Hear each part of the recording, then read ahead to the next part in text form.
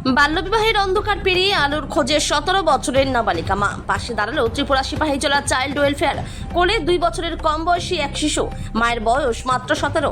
মামির জোর জবস্তিতে নাবালিকা বয়সেই বসতে হয়েছিল বিয়ের পিড়িতে। কিন্তু জীবনের এই চরম প্রতিকূলতা এবং মাতৃত্বের গুরুদায়িত্ব দমাতে পারেনি তার পড়াশোনার অদম্য ইচ্ছাকে। সমস্ত বাধা পেরিয়ে আবারও বই খাতা হাতে স্কুলে ফেরার স্বপ্ন দেখছে এক নাবালিকা মা। এবার তার সেই স্বপ্নকে বাস্তবে রূপ দিতে এবং শিক্ষার আলোয় ফিরিয়ে আনতে যৌথভাবে সহযোগিতার হাত বাড়িয়ে দিল ত্রিপুরা সিপাহীজলা জেলার চাইল্ড ওয়েলফেয়ার কমিটি এবং ডিস্ট্রিক্ট চাইল্ড প্রোটেকশন ইউনিট। ঘটনাটি ঘটেছে বক্সনগর আরডি ব্লকের অন্তর্গত মানিক্যনগর বাজারপাড়া অঙ্গনারী কেন্দ্র এলাকায়। জানা গেছে ওই নাবালিকাকে তার ইচ্ছার বিরুদ্ধে জোরপূর্বক বিয়ে দিয়েছিল তার আপন মামি। বিয়ের পর অত্যন্ত কম বয়সে মা হতে বাধ্য হয় সে। বর্তমানে তার কোলে রয়েছে 2 বছরেরও কম বয়সী এক কন্যা সন্তান। কিন্তু জীবনের এই কঠিন পরিস্থিতি ও অন্ধকারের মাঝেও পড়াশোনা করার অদম্য জেদ বজায় রেখেছে ওই নাবালিকা মা। মানিক্যনগর বাজারপাড়া অঙ্গনারী কেন্দ্র এলাকায় বিশেষ পরিদর্শনে যান সিপাহীজলা চাইল্ড ওয়েলফেয়ার কমিটি এবং জেলা শিশু সুরক্ষা ইউনিটের আধিকারিকরা। সেখানে এই নাবালিকা মায়ের করুণ পরিস্থিতি এবং একই সাথে তার পড়াশোনা চালিয়ে যাওয়ার প্রবল ইচ্ছার কথা জানতে পারেন তারা। নাবালিকা মায়ের এই অদম্য মানসিকতাকে সম্মান জানিয়ে তৎক্ষণাৎ তার পড়াশোনার দায়িত্ব নেওয়ার আশ্বাস দেয় চাইল্ড ওয়েলফেয়ার কমিটি। ত্রিপুরা থেকে বিক্রম কর্মকারের রিপোর্ট, বিগ নিউজ বাংলা। মানিক্যনগরে নাবালিকার বাড়িতে কি উদ্দেশ্যে আসা? আমরা জানতে পারি যে এই যে নাবালিকা মেয়েটা, এটা 14 বছর বয়সে বিয়ে হয়ে যায়। মেয়েটার ইচ্ছার বিরুদ্ধে তার মামি নাকি জোর করে ওকে বিয়ে দিয়ে দেয়। তো মেয়েটার সাথে কথা যখন আমরা বললাম তখন মেয়েটা জানায় যে সে জানতোই না যে এরকম 109 বা কোনোরকম সে আছে। ওর বাড়িতেই আছে অঙ্গনারী সেন্টার। আমরা অঙ্গনারী সেন্টারের সামনেই দাঁড়িয়ে আছি, এটা ওর বাড়ি, পেছনে ওদের ঘর।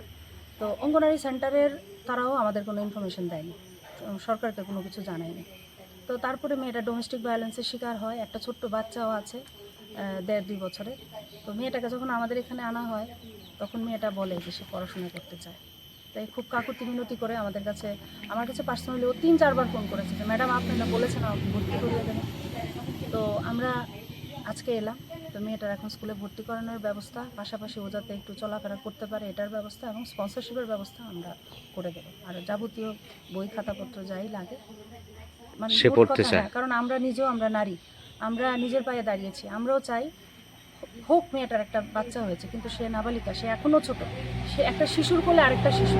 তো সেই দিকটা দেখে আমরা ওর পাশে আছি। আর মেয়েটা যাতে এগিয়ে যায় তার জন্য যতটুকু মানে ওকে সাহায্য আমরা করতে পারবো আমরা পুরোটাই করব। আপনারা মানে কোথা থেকে এসেছেন? আমি সিডব্লিউসি চেয়ারপারসন, আর আমার সঙ্গে আছে ডিসিপিও স্টাফ, আমাদের সিডব্লিউসি মেম্বার ম্যাডাম আছে সিপাহীজলা ডিস্ট্রিক্ট। সিপাহীজলা ডিস্ট্রিক্ট। তাহলে মেয়েটাকে মানে পড়ার সমস্ত ব্যবস্থা করে দেবেন আপনারা? সমস্ত ব্যবস্থা আমরা করে দেবো। কি চিঠি তোমার?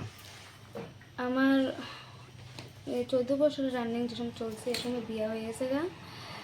আমি বিয়ে এতটা মতামত ছিলাম না, কিন্তু বিবাহ হয়ে গেছে। জোর করে বিয়ে দিছে তোমারে? হ্যাঁ। কে দিছে? মামি। এখন কি তোমার বাচ্চা আছে? এখন আমার একটা ছোট বাচ্চা আছে। কত বছর? 2 বছর, 1 মাস বাকি আছে 2 বছর অনেক। তোমার বয়স কত এখন? আমার 1 মাস বাকি আছে 17 বছর অনেক। 17 বছর অনেক। আমি এখন পড়াশোনা করতাম চাই, আপনাদের কাছে আবেদন। পড়তে চাও? সাহায্য করে। পড়বা তুমি? স্কুলে ভর্তি হতে চাও? জায়গাটার নাম কি? মানিক্যনগর।